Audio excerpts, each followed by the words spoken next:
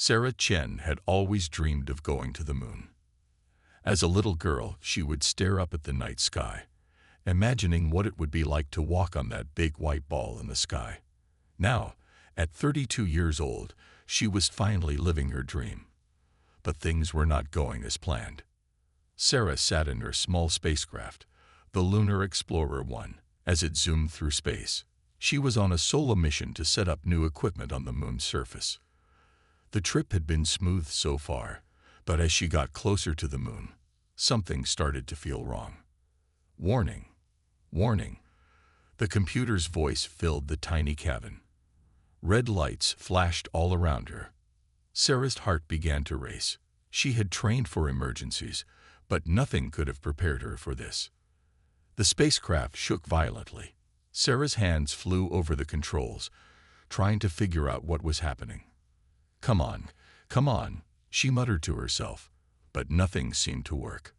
Through the window, Sarah could see the moon getting bigger and bigger. She was coming in too fast. Way too fast. Mayday. Mayday. Sarah called into her radio. This is Lunar Explorer 1. I've lost control. I'm going to crash on the moon's surface. She hoped someone back on Earth could hear her, but deep down, she knew it was too late for help. The moon's gray surface rushed up to meet her. Sarah closed her eyes and braced for impact. With a deafening crash, the Lunar Explorer 1 slammed into the moon's dusty ground. For a few moments, everything was quiet. Sarah slowly opened her eyes, hardly believing she was still alive. The inside of the spacecraft was a mess. Bits of equipment floated around in the low gravity. A small crack had formed in her helmet, but thankfully it hadn't broken completely. Sarah did a quick check of her body. A few bruises, maybe a broken rib, but nothing too serious. She had been lucky. Very lucky. But luck only goes so far.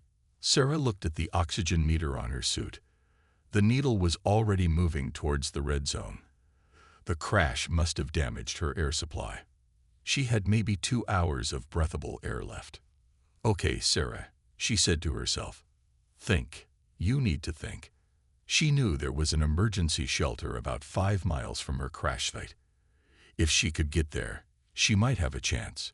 But 5 miles on the moon, in a damaged suit, with limited oxygen, it seemed impossible. Still, Sarah knew she had to try. She pushed herself up, wincing at the pain in her side. Slowly, carefully, she made her way to the airlock. With a deep breath, she opened the door and stepped out onto the moon's surface. The sight took her breath away. The Earth hung in the sky, a beautiful blue marble against the blackness of space. Stars twinkled all around, brighter than she had ever seen them. For a moment, Sarah forgot about her dire situation and just stared in wonder. But reality quickly set in. She had to move. Each step was a struggle in the moon's low gravity. She bounced more than walked, kicking up little clouds of moon dust with each movement. Time seemed to crawl. Sarah's breaths came faster and faster as her oxygen supply dwindled. The emergency shelter was nowhere in sight. Had she gone the wrong way? Just as panic began to set in, Sarah saw something in the distance. At first, she thought it was the shelter. But as she got closer, she realized it was something else entirely. Something impossible. There, sitting on the moon's surface, was a spacecraft. But not like any spacecraft Sarah had ever seen. It shimmered and glowed, almost as if it wasn't fully there. It looked alien. Sarah's mind raced. Was she hallucinating from lack of oxygen? Had she hit her head harder than she thought in a crash? As she watched, stunned, a door opened in the side of the strange craft. A figure stepped out. It was tall and thin, with skin that seemed to shimmer like the spacecraft. It had 2 arms and 2 legs, but that's where the similarity to humans ended. The alien, because what else could it be, turned its head towards Sarah. She froze, not sure whether to run or stay put. Not that running was much of an option with her dwindling air supply. The alien raised a hand in what seemed like a greeting. Then, to Sarah's utter amazement, she heard a voice in her head. Do not be afraid, Sarah Chen of Earth. We are here to help. Sarah's legs gave out, and she sank to her knees on the moon's dusty surface. Her last thought before everything went black was, well, this wasn't in the mission briefing. Sarah's eyes fluttered open. For a moment, she thought she was back on Earth, waking up from a strange dream. But as her vision cleared, she realized she was in a place unlike anything she had ever seen before. The room around her glowed with a soft, blue light. The walls seemed to shimmer and move, like water flowing upwards. Sarah was lying on something that felt like a bed, but it molded to her body like a cloud. "Where am I?" she mumbled, her voice sounding strange in her ears. "You're safe," came a voice in her head. Sarah jumped, remembering the alien she had seen before she passed out. She turned her head and saw the alien standing nearby. Up close, it was even stranger than she had first thought. Its body was tall and slender, with skin that looked like the night sky, dark with twinkling points of light. It had no mouth that Sarah could see, which explained the voice in her head. What are you?" Sarah asked, her heart pounding. The alien made a gesture that somehow felt like a smile. "We are the Zephyrians," the voice in her head said. "We have been observing your planet for many of your Earth years." Sarah's mind raced. Aliens were real, and they had been watching Earth. She had so many questions, she didn't know where to start. "Your oxygen was almost gone," the Zephyrian continued. "We brought you to our base to save you." Sarah suddenly remembered her crash. "My ship," she exclaimed, trying to sit up. "I need to contact Earth. They must be worried sick." The Zephyrian gently pushed her back down. "Rest," it said. "Your body is still recovering. We will help you contact your people soon." Sarah reluctantly lay back, realizing how tired she felt. "Thank you," she said, "for saving me." The Zephyrian nodded. "It is our pleasure, Sarah Chen. We have much to discuss when you are stronger." Over the next few hours, Sarah drifted in and out of sleep. Each time she woke, she saw different Zephyrians moving around the room, checking on her and working on strange devices. Finally, Sarah felt strong enough to sit up. A Zephyrian approached her, carrying something that looked like a glass of water, but it sparkled with tiny lights. "Drink," the Zephyrian said in her mind. "It will help you recover faster." Sarah hesitated for a moment, then took the glass. The liquid tasted like nothing she had ever experienced before, like drinking starlight, if that were possible. Immediately, she felt more alert and energized. "Wow," she said. "That's amazing. Thank you." The Zephyrian nodded. "Sarah Chen, we have much to tell you. Are you ready to learn why we are here?" Sarah took a deep breath and nodded. "Yes, I'm ready." The Zephyrian led her to another room.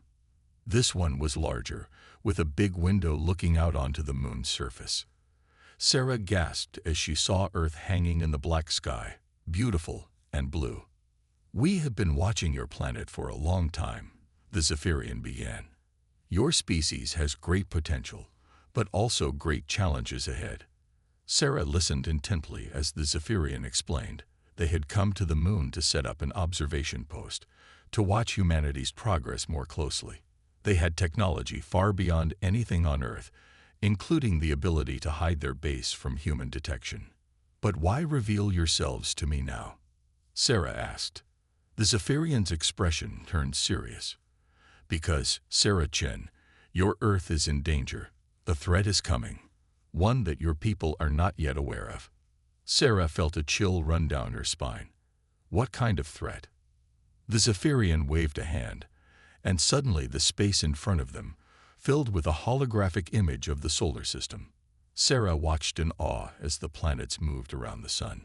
Then she saw it, a massive object, moving fast, heading straight for Earth. "An asteroid," Sarah whispered, her eyes wide with fear. The Zephyrian nodded. "Yes, it is large enough to cause an extinction-level event on your planet, and your scientists have not yet detected it." Sarah's mind reeled with the implications. Her own crash landing suddenly seemed insignificant compared to this new threat. "We must warn them," she said, her voice shaking. "We have to do something." The Zephyrian placed a comforting hand on her shoulder. "That, Saracen, is why we revealed ourselves to you. We need your help to save your world." Sarah looked back at the hologram, watching the asteroid's path towards her home. She took a deep breath and squared her shoulders. "Tell me what I need to do." Sarah's mind was spinning with everything she had just learned. Aliens were real, Earth was in danger, and somehow, she was caught in the middle of it all.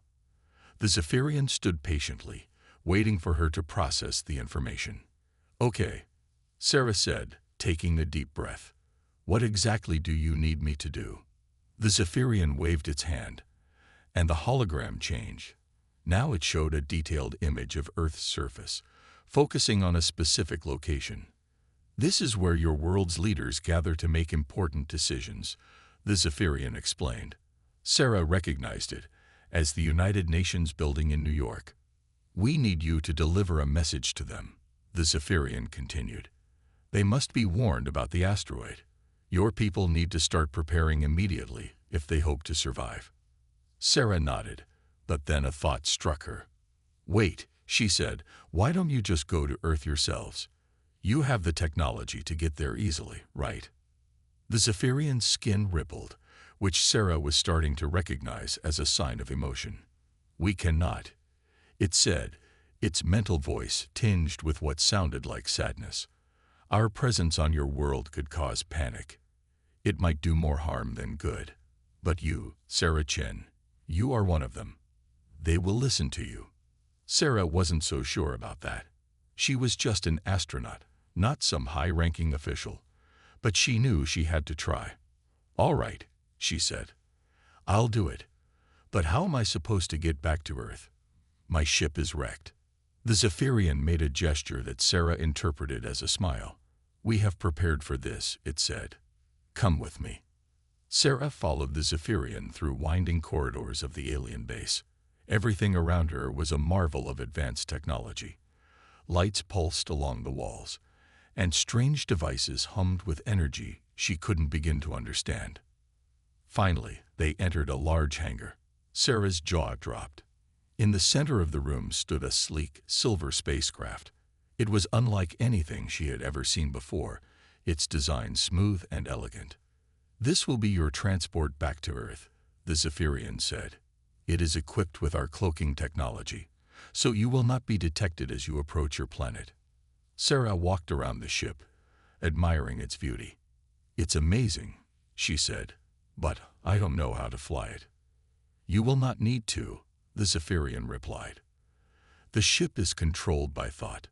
It will respond to your mind, taking you exactly where you need to go." Sarah's eyes widened. A ship controlled by thought.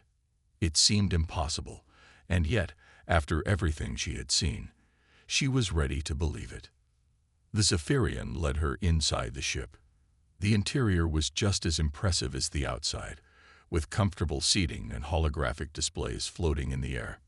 "Before you leave," the Zephyrian said, "we must give you something else." It held out a small, crystalline device. "This contains all the data about the asteroid, its size, speed, and trajectory. It also has information about our civilization, should your leaders require proof of our existence." Sarah took the device, holding it carefully. It felt warm in her hand, pulsing gently with an inner light. "Remember, Saracen," the Zephyrian said, its mental voice serious. "The fate of your world may depend on your success. You must convince your leaders to take action." Sarah nodded, feeling the weight of responsibility settle on her shoulders. "I understand," she said. "I won't let you down. I won't let Earth down." The Zephyrian placed a hand on her shoulder. "We have faith in you, Saracen. You have shown great courage and adaptability. If anyone can do this, it is you." With those words of encouragement, Sarah settled into the pilot's seat. As soon as she sat down, the ship came to life around her. Lights flickered on, and she felt a strange connection form in her mind. "Wow," she whispered, as she felt the ship respond to her thoughts.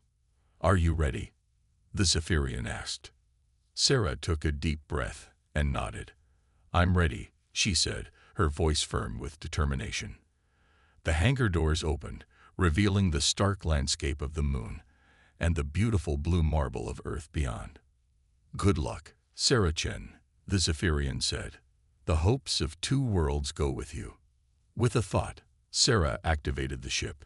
It rose smoothly off the ground, and she felt a thrill of excitement mixed with fear. As she guided the ship out of the hangar and into space, she knew that the real challenge was just beginning. Earth was waiting, unaware of the danger it faced, and Sarah was its only warning. Sarah's heart raced as the Zephyrian ship glided smoothly through space. Earth grew larger in her view, a beautiful blue and white sphere against the blackness of space. Under different circumstances, she would have been thrilled by this incredible journey. But now, all she could think about was the asteroid and the massive task ahead of her. As the ship entered Earth's atmosphere, Sarah marveled at how smooth the ride was. There was no shaking, no feeling of heat from re-entry. The Zephyrian technology was truly amazing. "Okay," Sarah muttered to herself, "where exactly am I supposed to land this thing?" As if in response to her thoughts, a holographic map appeared in front of her. It showed New York City, with a blinking light indicating the United Nations headquarters. "Right," Sarah said, taking a deep breath. "Here goes nothing." The ship descended rapidly but silently. Sarah watched in awe as the cloaking technology made them invisible to the busy city below. People walked along the streets, cars honked in traffic, and no one had any idea that an alien spaceship was hovering right above them. The ship landed gently on the roof of the UN building. Sarah stood up, her legs shaking slightly. She was really doing this. She was about to walk into the United Nations with news of an alien civilization and a world-ending threat. "I must be crazy," she said, shaking her head. But she knew she had no choice. The fate of the world depended on her. Sarah stepped out of the ship, the crystal device clutched tightly in her hand. As soon as her feet touched the roof, alarms began to blare. Red lights flashed, and she could hear shouts and running footsteps from inside the building. "Well," Sarah said, "at least I won't have to look for someone to talk to." Within minutes, the roof access door burst open. A group of security guards rushed out, guns drawn. They stopped short when they saw Sarah, their faces a mix of confusion and disbelief. "This is a restricted area," one of the guards shouted. "Who are you? How did you get up here?" Sarah raised her hand slowly. "My name is Sarah Chen. I'm an astronaut with NASA, and I have urgent news for the UN Security Council." The guards looked at each other, clearly unsure what to do. Sarah knew she had to act fast. "Please," she said, "I know this sounds crazy, but the fate of our entire planet is at stake. I need to speak to your leaders immediately." Something in her voice must have convinced them. The lead guard spoke quietly into his radio, his eyes never leaving Sarah. After what felt like an eternity, but was probably only a few minutes, the guard nodded. "All right," he said, "come with us." But no sudden moves. Sarah was escorted through the building, drawing stunned looks from everyone they passed. She could hear whispers following her. "Isn't that the missing astronaut? I thought she was dead. What's going on?" Finally, they reached a large conference room. Inside, a group of people sat around a long table, all staring at Sarah with a mix of shock and curiosity. "Ladies and gentlemen," one of the men said, standing up. Sarah recognized him as the UN Secretary General. "It appears we have an unexpected guest." Sarah stepped forward, her heart pounding. "Thank you for seeing me," she said. "I know my appearance here is unusual, to say the least, but I have critical information that affects the entire world." She placed the crystal device on the table. It glowed softly, casting strange patterns of light across the room. "I just returned from the moon," Sarah said, aware of how insane she must sound. "But I wasn't alone up there. I made contact with an alien civilization called the Zephyrians." A murmur of disbelief ran through the room. Sarah saw some people shaking their heads, others leaning forward with interest. I know this sounds impossible, Sarah continued, her voice growing stronger. But the Zephyrians gave me this device. It contains proof of their existence and information about a threat to Earth that we haven't detected yet. She took a deep breath, looking around the room at the stunned faces. There's an asteroid heading for Earth, she said. A big one. Big enough to cause an extinction-level event. And according to the Zephyrians, it's going to hit us in less than a year. The room erupted into chaos. People started shouting questions, some in disbelief, others in panic. The Secretary General raised his hands, calling for quiet. Miss Chen, he said, his voice calm but his eyes intense. These are extraordinary claims. Do you have any proof beyond this device? Sarah nodded. Yes, sir. If you'll allow me to activate it, I can show you everything the Zephyrians showed me. As she reached for the crystal, Sarah silently prayed that they would believe her. The fate of the world hung in the balance, and this was just the beginning of her challenge. Sarah's hand hovered over the crystal device. The room was silent, all eyes fixed on her. She took a deep breath and touched the glowing surface. Instantly, the air above the table filled with holographic images. Gasps of amazement echoed around the room as a perfect 3D model of the solar system appeared, planets rotating slowly around the sun. This, Sarah said, her voice steady, is what the Zephyrians showed me. She focused her thoughts, and the hologram zoomed in on Earth. Then, from the edge of the image, a large object appeared, moving rapidly towards their planet. The asteroid, Sarah explained. According to the Zephyrians' calculations, it will hit Earth in approximately 11 months. The Secretary General leaned forward, his face pale. How? How big is it? Sarah grimaced. Big enough to cause global devastation. If it hits, it could wipe out most life on Earth. The room erupted into panicked whispers. Sarah could see fear in everyone's eyes, but also disbelief. She knew she had to convince them quickly. I know this is hard to believe, she said, raising her voice above the noise. But the Zephyrians have given us more than just a warning. They've also provided data on the asteroid's composition, trajectory, and potential impact sites. With another thought, Sarah changed the hologram. Now it showed detailed scans of the asteroid, along with streams of data flowing beside it. A woman at the far end of the table stood up. Sarah recognized her as the head of NASA. This data, she said, her voice shaking slightly, it's incredibly detailed. More advanced than anything we have, if this is real. It is real, Sarah insisted, and there's more. The Zephyrians have also provided suggestions for how we might be able to divert the asteroid. The hologram changed again, this time showing various scenarios of how Earth could defend itself. There were images of massive rockets, strange energy beams, and other technologies that looked like they came straight out of a sci-fi movie. For the next hour, Sarah answered questions from the stunned world leaders. She explained everything the Zephyrians had told her, from their long-time observation of Earth to their reasons for staying hidden until now. As the initial shock wore off, the room began to buzz with a new energy. Leaders who had been skeptical at first were now leaning in, asking detailed questions about the Zephyrian technology. If what you're saying is true, Ms. Chen, the Secretary General said, then we need to act immediately. But how can we be sure?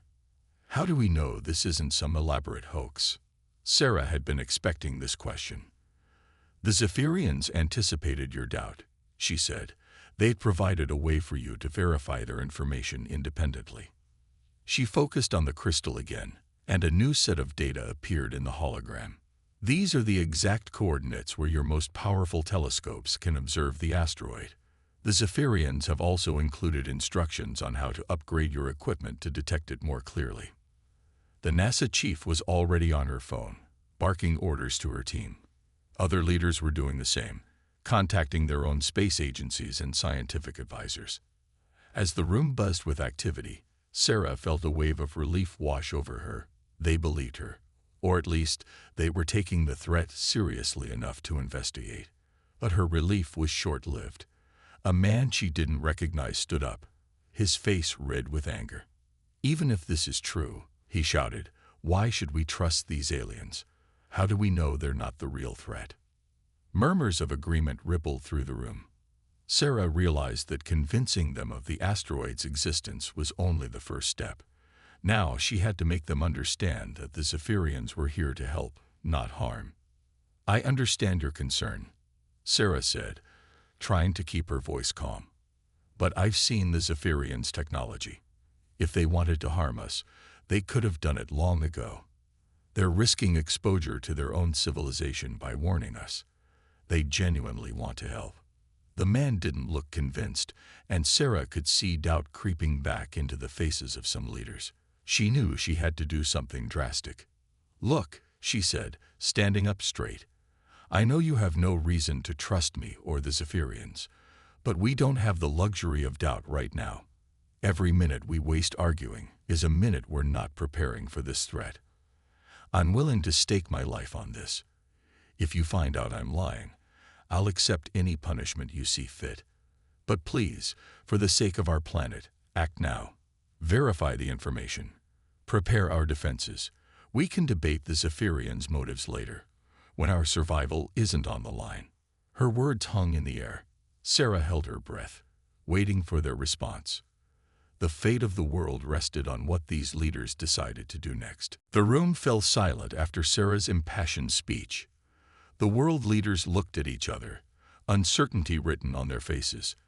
The Secretary General stood up, his expression grave. "Ms. Chen," he said, "your words carry great weight. We cannot ignore the possibility that what you say is true, no matter how fantastic it seems." He turned to the others in the room. "I propose we take immediate action to verify this information. If there's even a small chance that this threat is real, we must investigate." A chorus of agreement filled the room. The NASA chief was already on her feet. "I'll have our best telescopes pointed at those coordinates within the hour," she said. "Good," the Secretary General nodded. "But we must do more. This information must be shared with all nations, not just those represented here." For the next few hours, the room was a flurry of activity. Phone calls were made, orders were given, and plans were set in motion. Sarah watched in amazement as the world's most powerful people worked together with a united purpose. As night fell, the first reports started coming in. The NASA chief burst into the room, her face flushed with excitement and fear. "It's there," she said, her voice barely above a whisper. "We've detected the asteroid. It's exactly where the Zephyrians said it would be." The room erupted in a mix of gasps and murmurs. Sarah felt a strange combination of relief and dread. They believed her now, but the real challenge was just beginning. The Secretary General called for order. "Ladies and gentlemen," he said, his voice grave, "we face an unprecedented threat. But we also have an unprecedented opportunity. For the first time in human history, we have advance warning of a potential extinction-level event, and we have the assistance of an advanced alien civilization." He turned to Sarah. "Ms. Chen, we owe you a great debt. Your bravery in bringing this information to us may have saved our entire species." Sarah nodded, feeling overwhelmed. "I just did what anyone would do," she said. "Perhaps," the Secretary General smiled. "But now, we need your help even more. You are our only link to the Zephyrians. We need you to be our ambassador." Sarah's eyes widened. "Me? But I'm just an astronaut. I don't know anything about diplomacy or—" "You've already proven yourself more than capable," he interrupted gently. "You've faced an alien civilization and convinced a room full of skeptical world leaders to take action. I'd say you're perfect for the job." Before Sarah could respond, alarms started blaring throughout the building. Red lights flashed, and security personnel rushed into the room. "What's happening?" the Secretary General demanded. One of the guards stepped forward. "Sir, we've detected an unidentified object entering Earth's atmosphere at high speed. It's heading straight for us." Sarah's heart raced. Could it be the Zephyrians, or was it something else? Something worse. She rushed to the window, the others close behind her. In the night sky above New York, a bright light was growing larger by the second. "It's going to crash," someone shouted. But Sarah knew better. As the object got closer, she could make out its familiar shape. It was a Zephyrian ship, larger than the one she had piloted. "It's okay," she said, turning to the panicked faces around her. "They're here to help." The ship slowed as it approached, hovering silently above the UN building. A beam of soft blue light emanated from its underside, touching down on the roof. Sarah knew what she had to do. "I need to go up there," she said. "They're expecting me." The Secretary General nodded. "Go, but please be careful. The fate of our world may rest on what happens next." As Sarah made her way to the roof, escorted by a team of nervous security guards, she couldn't help but marvel at how much her life had changed in just a few days. She had gone from a routine moon mission to becoming humanity's ambassador to an alien civilization. Standing on the roof, bathed in the blue light of the Zephyrian ship, Sarah took a deep breath. Whatever came next, she knew that the real adventure was only just beginning.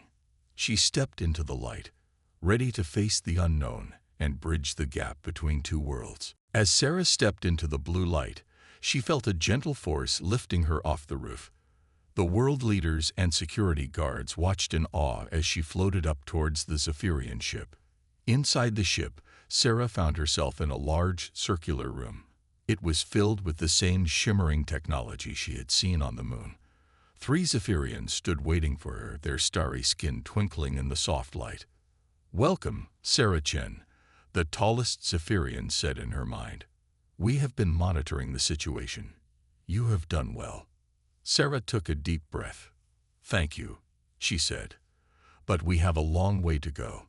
The people of Earth are scared. They need reassurance." The Zephyrians nodded in unison. "We understand." Another one said, "That is why we have come. It is time for our peoples to meet face to face." Sarah's eyes widened. "Are you sure? Won't that cause panic?" "Perhaps," the third Zephyrian replied. "But it is necessary. The asteroid approaches, and we must work together openly if we are to save your world." Sarah nodded, understanding the gravity of the situation. "What do you need me to do?" "You will be the bridge between our worlds," the first Zephyrian said. "You must help your people understand us, and help us understand them." With that, the floor of the ship became transparent. Sarah could see the UN building below, with crowds of people gathering around it. News helicopters circled overhead, their cameras pointed at the alien ship. "It's time," the Zephyrian said. The ship descended slowly, landing gently in the plaza in front of the UN building. As the doors opened, Sarah stepped out first, followed by the 3 Zephyrians. A hush fell over the crowd. Cameras flashed, and Sarah could hear the whir of news cameras broadcasting the historic moment live across the world. The Secretary General stepped forward, his face a mix of awe and determination. "On behalf of the people of Earth," he said, his voice shaking slightly, "I welcome you to our world." The tallest Zephyrian inclined its head. "We come in peace," its voice echoed in everyone's minds, causing gasps of surprise from the crowd. "And we come with purpose. Your world faces a great threat, but together, we can overcome it." Over the next few hours, Sarah worked tirelessly, translating between the Zephyrians and Earth's leaders. Plans were made, technologies were shared, and a global effort to save the planet began to take shape. As dawn broke over New York, Sarah stood at a podium, cameras from every nation trained on her. The Zephyrians stood behind her, a visible reminder of the incredible journey that had led to this moment. "People of Earth," Sarah began, her voice carried to billions around the world. "Yesterday, I was just an astronaut on a routine mission. Today, I stand before you with an incredible story and an urgent message." She took a deep breath and continued, "We are not alone in the universe. The Zephyrians have been watching over us, and now they've come to help us face a threat greater than anything we've ever known. But more importantly, they've come to join us in a grand adventure. Sarah gestured to the Zephyrians. Yes, there's an asteroid coming. Yes, it's dangerous. But with the Zephyrians' help, we have a chance not just to survive, but to thrive, to reach for the stars in a way we never thought possible. She looked directly into the cameras, her eyes shining with hope and determination. The road ahead will be challenging. We'll need to put aside our differences and work together like never before. But I've seen what we can achieve when we unite. I've seen the wonders that await us among the stars. Sarah smiled, feeling the weight of history on her shoulders, but also the thrill of the unknown. Today marks the beginning of a new era for humanity. An era of cooperation, not just among nations, but among the stars. Together with our new allies, we'll face this threat. And together, we'll build a future brighter than we ever imagined. As cheers erupted from the crowd, Sarah felt a sense of peace wash over her. The journey ahead would be long and difficult, but for the first time since she crash-landed on the moon, she felt truly hopeful. Earth's greatest challenge had become its greatest opportunity, and Sarah Chin, the astronaut who crashed on the moon, had become the bridge to a whole new world of possibilities. The adventure was just beginning.